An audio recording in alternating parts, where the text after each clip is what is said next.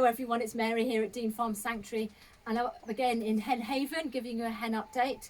I'm sorry I missed one yesterday, and I think this is now our 6th hen update. And I'm in our little respite area where we've got, first of all, our little lady here who was poorly, very poorly at the beginning of the week, and I'll give you an update on her in a minute.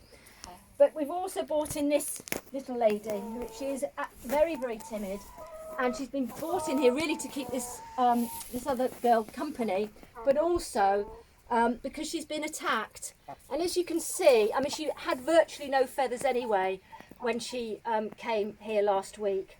But she's been picked on by the other girls, so she's come in here for some respite. And the reason why she basically hardly has any feathers is because all of the nutrition when she's in the factory farms goes into egg production, so very little goes into her plumage and looking after the rest of her body. And if she's got a compromised sort of system anyway, this has obviously impacted her. And secondly, within the wire cages, can you imagine the wire rubs against the feathers, which eventually just sort of rubs the feathers off. So, and this obviously with being pecked as well, it hasn't really helped her.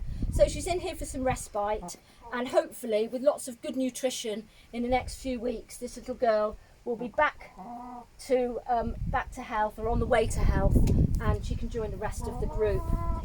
Over here we have our lovely lady who was extremely poorly when we rescued her. If you remember, she had she was literally just sitting like a penguin. She couldn't move, she couldn't stand up, she couldn't walk. She had to go back to the vets on Tuesday. The fluid did start to build up, and really our vet said that they still don't know what the underlying cause is, but it could be some form of organ failure. But for now, she's walking. I mean, this is incredible, absolutely incredible. She could not walk, and she's walking, she's chatting, and she is super, super friendly as well, which is, you know, very unusual for ex-caged hens.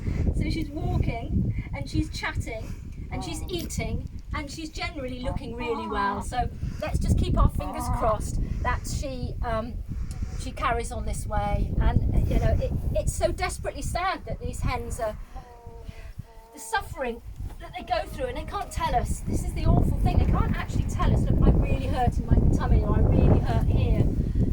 And we've just got to try our best to look after them, but it's through the farming and the using of them that just causes so much misery for these poor animals. So thank you everyone for supporting us. Thank you again for excuse me, I think she's feeling a little bit better. Hey, you okay? And I'll give you another update, the last update tomorrow. Thank you very much everyone.